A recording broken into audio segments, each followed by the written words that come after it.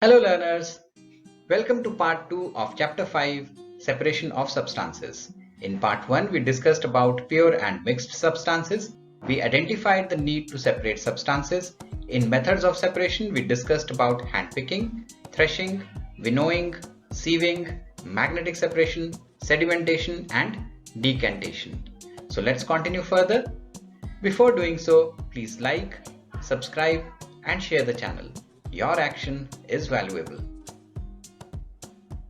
As the next method of separation, we have loading. Now, loading is a process of making the insoluble solids in a liquid to settle down faster by addition of some chemicals. Here we have a water treatment process to see loading. Now, water is taken from its source, which can be a river or a pond, and thereafter coagulant like alum, which is also known as aluminium sulfate, is added. Thereafter we have these two processes, coagulation and flocculation. Now coagulation is mere addition of alum, whereas flocculation is agitation of the mixture. So heavier particles settle quickly, but the lighter particles form a heavier mass with the alum, and that increases the effectiveness of settling. So these two are the ones which actually result into loading. Thereafter the process follows sedimentation, filtration, addition of some disinfectant and storage. This stored water is actually distributed to our homes. We did sedimentation and decantation to obtain clean liquid. But can this clean liquid be further purified? The answer lies in filtration. So filtration is a process by which very fine insoluble solids can be separated from solid liquid mixture by passing through a filter. In fact, it was filtration when we used the strainer to separate the tea leaves from the hot liquid. Now a science fact. TDS meter is used to check the total dissolved solids in water to confirm if it can be consumed. According to BIS or Bureau of Indian Standards, the upper limit of TDS level is 500 mg per liter. However, WHO or World Health Organization recommends it to be 300 mg per liter.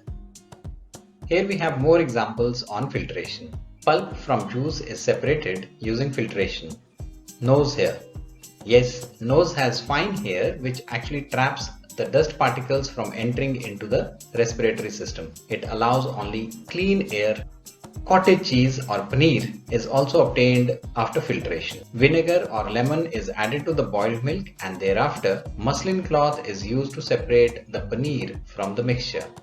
In laboratories we have the filter paper. Whatman filter paper is the most popular one. The liquid which passes through the filter paper is called filtrate, and the impurities left behind on the surface of the filter paper are called residue.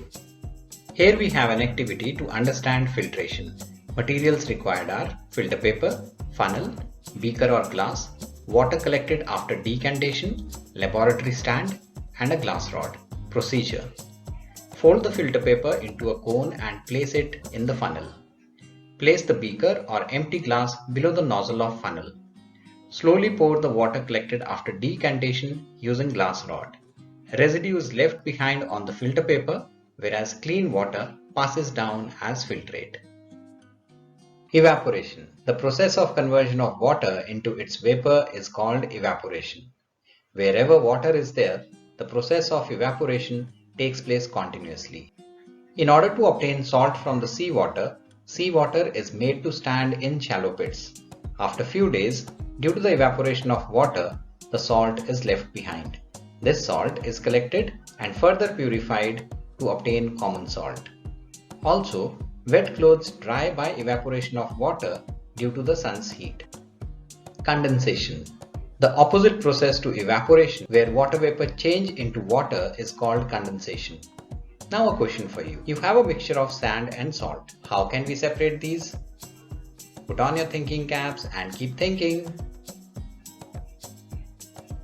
A single method won't help. We have to use more than one method. We add water to this mixture and allow it to settle. Sand can then be separated by sedimentation, and the liquid containing salt and water can be separated by decantation. This liquid can be further evaporated, or heated to boil off the water. The water in its steam form can be condensed to obtain pure water, and the salt is left behind in the vessel. All in all, we used sedimentation, decantation, evaporation, and condensation.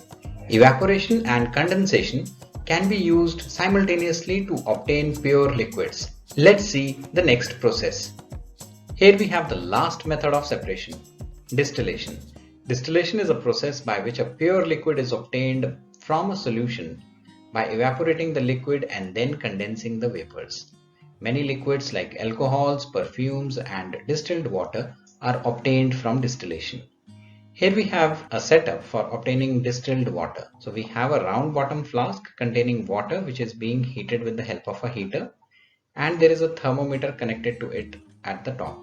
This all is housed on stand 1, and then a tube is connected to condenser which is there on stand 2. This condenser is cooled by external supply of water. The final liquid, which is the distilled water, is being collected in this cylinder. We have a science fact. Distilled water is the purest form of water and contains no dissolved mineral salts. It is used in laboratories and car batteries. Our next topic of discussion is solution and solubility. But before that, I've got two questions for you. Question number 1. Can water dissolve any amount of a substance? Put on your thinking caps and keep thinking. Actually, no. Second question. Is there a way to dissolve more substance in water? Again, put on your thinking caps and keep thinking. By stirring and heating the water, more substance can be dissolved. A solution is a homogeneous mixture of a solute dissolved in a solvent. Let's recap the solute and solvent. The solute is the substance that is being dissolved, while the solvent is the dissolving medium.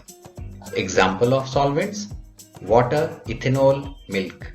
Example of solutes: sugar, salt, oxygen. Solubility. Solubility is the maximum amount of substance dissolved in a given volume of solvent. It is expressed as gram per 100 milliliter. Saturated solution is one in which no more solute can be dissolved. Here is the chapter summary.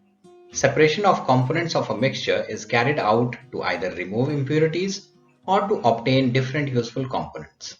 A homogeneous mixture has its components uniformly spread across. A heterogeneous mixture has its components not uniformly spread across. Husk and stalk pieces are separated from heavier seeds of grain by winnowing. The difference in the particle size of a mixture is utilized to separate them by sieving and filtration. Filtration can be used to separate components of a mixture of an insoluble solid in a liquid. Magnetic separation is possible if one component is magnetic in nature. Water-soluble substances are separated by evaporation and condensation. Water-insoluble substances are separated by sedimentation and decantation. More of a substance can be dissolved in a solution by stirring and heating it. A saturated solution is one in which no more solute can be dissolved. Here we have the keywords. Condensation, water which collects as droplets on a cold surface when humid air is in contact with it. Decantation, to pour from one container to another, especially without disturbing any sediment. Distillation, the action of purifying a liquid by a process of heating and cooling. Evaporation, it is the process by which water changes from a liquid to a gas or vapor. Filtration, it is the process of separating suspended solid matter from a liquid by causing the latter to pass through the pores of some substance called a filter. Handpicking, it is a separation technique used to remove the unwanted impurities from a mixture by hand. Sedimentation, it is the tendency for particles in suspension to settle out of the fluid in which they are entrained and come to rest against a barrier. Sieving, it is a simple technique for separating particles of different sizes. Saturated, a solution in which there is so much solute that if there was any more, it would not dissolve. Threshing, it is the process of loosening the edible part of grain from the straw to which it is attached. Winnowing, It is a process used to separate heavier seeds from lighter components like dry stalk pieces and chaff by the action of wind. As an extended learning, we can have following. Does the solubility of gases in water help aquatic creatures? If yes, how? Why separating bran from flour using a sieve is not considered to be a healthy practice? Prepare a presentation on the separation methods and present it to your class. Figure out how does RO water purifier work to provide clean and safe drinking water. Try out finding how animals are used to remove the seed grains from stalks. Visit a water treatment plant to see how water from the river or pond is converted into safe drinking water. Why is hand picking important after winnowing? With this, we come to an end of Chapter 5, Separation of Substances. Hope you enjoyed learning it, and we'll meet again in Chapter 6. Till then, happy learning!